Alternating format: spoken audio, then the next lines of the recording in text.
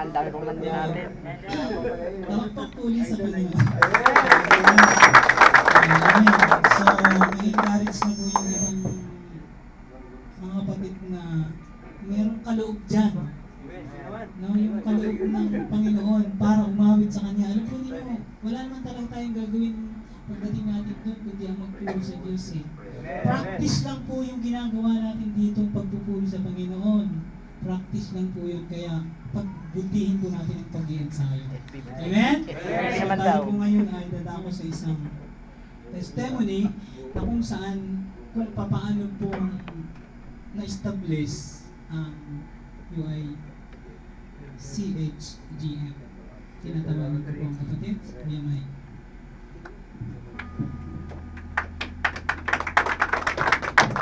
Praise God. Napakabuti po ng ating Panginoon talaga. Wala talagang makahigit sa kanyang kapangyarihan. Bago ko po i-testimony kung paano itinatag ng ating Lord itong bahay panambahan ng UI CHGM. Nung pong unang open itong naitatag ng Lord itong ano na to, presider po ako noon. Ngayon, magte-testimony na po ako na sa The Year of Abundance Harvest. Go, set, go.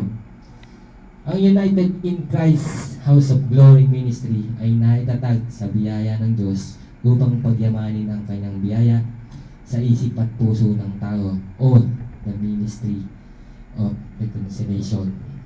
At ang vision ng Lord sa UICHGM ay 7 churches na maitayo sa lugar ng Riyadh, Kakanaan, Nauin, Umanghamang, Bethel, ngayon dito sa 2nd Industrial City, Moraya, Bethany, Gethsemane, Cedar of Lebanon, at Antioch.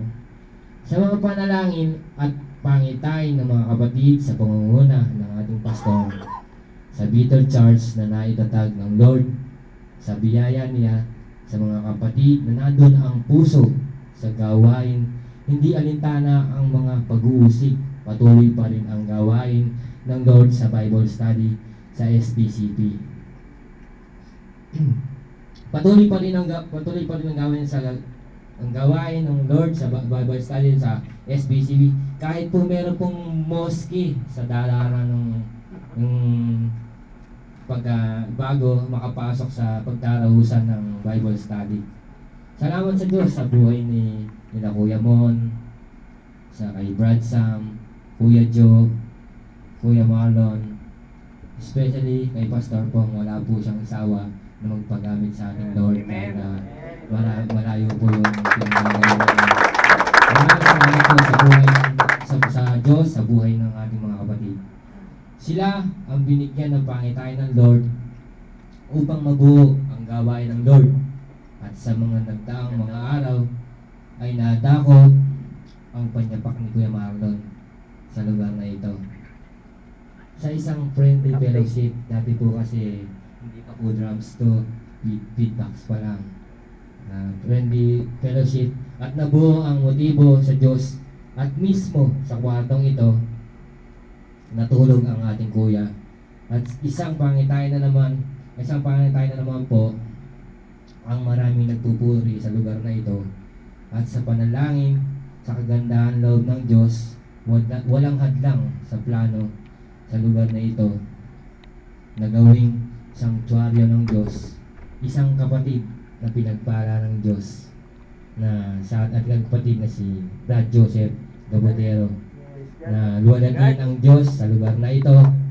Kaya mula noon, ang sabi ng Diyos, ngayon, ang aking mga mata ay didilat at ang aking pakinig ay makikinig sa dalangin na gagawin sa taong ito, sapagkat ngayon ay aking pinili at itinalaga magpakailanman, at ang aking mga mata at ang aking puso ay duron palagi. Purihin po natin ng Diyos. Special thanks po sa ating Panginoon.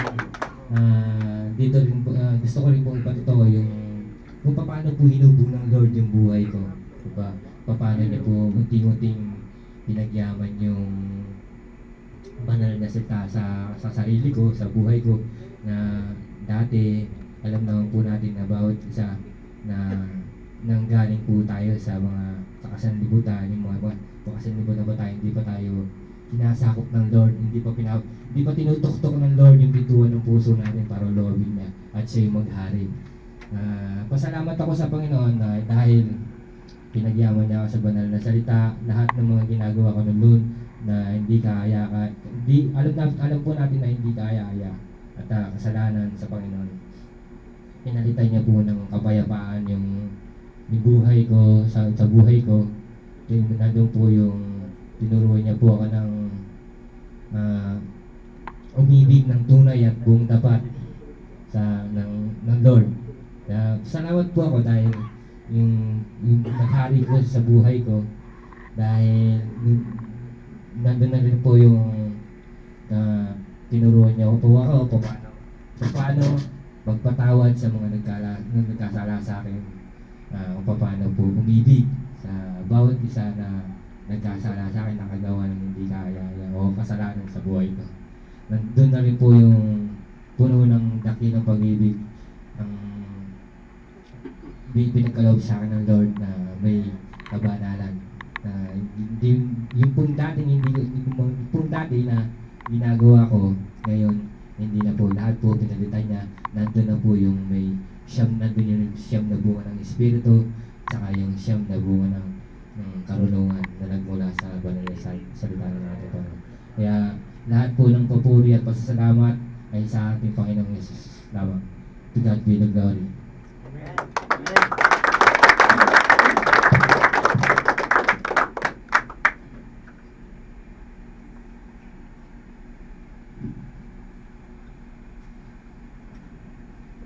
Very brief lang po yung ating history, po. So, unang taon pa lang po yan.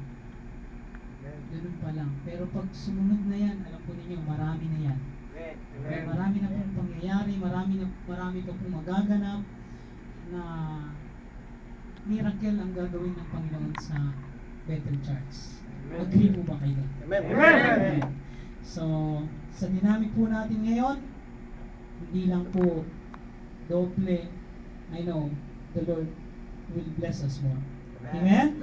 So, bulihin po ang Diyos at ngayon po tayo po ay dadako sa announcement. Amen. Praise God. Pastor. Praise God. Hallelujah. Bibigyan ko lang daan ng konti. Itong church mo pinapakita ng glory sa vision. Ang Canaan kasi represents as the church of promise. Okay? Ang Bethel po, whereas Abraham offered his gift unto God. So ito yun. The next church being established by God is the Moriah, where is the glory of God ay nagaganap sa Cameroon. So the next church that God will going to establish is the Bethany. Okay, alam po niyo yung Bethany, where the place yung nabuhay yung patay with Lazarus. Yung lugar na yun, the city of Bethany.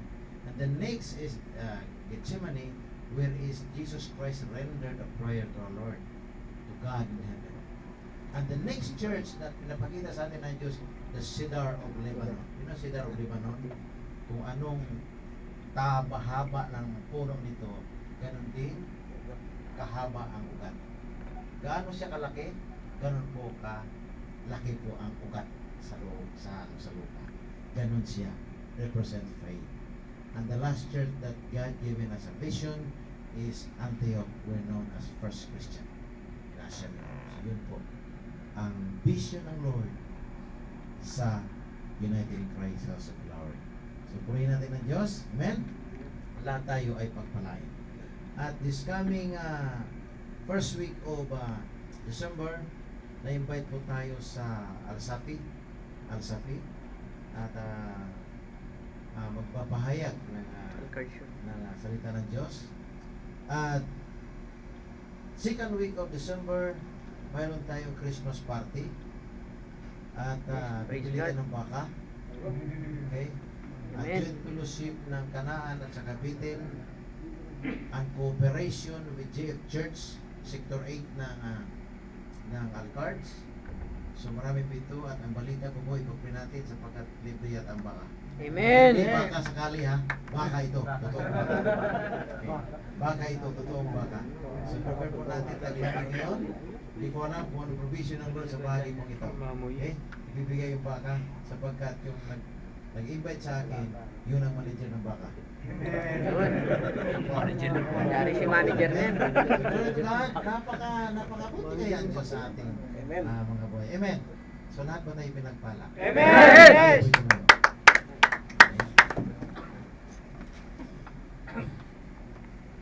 Ang lugar na ito na kung saan narito tayo ngayon, tayo magpasalamat sa Diyos. Father, in the name of Jesus Christ of Nazareth, we give you thanks, Father. We give you thanks for the power of the Holy Spirit, that ang bawat isa sa amin, Panginoon, ay patuloy mong pinapalakas. Lord. Ang bawat isa sa amin, Panginoon, patuloy mo kaming inaangat, sapagkat patuloy mo kaming tinuturuan. Ang bawat isa sa amin, Panginoon, O God, ay nakakaranas, Panginoon,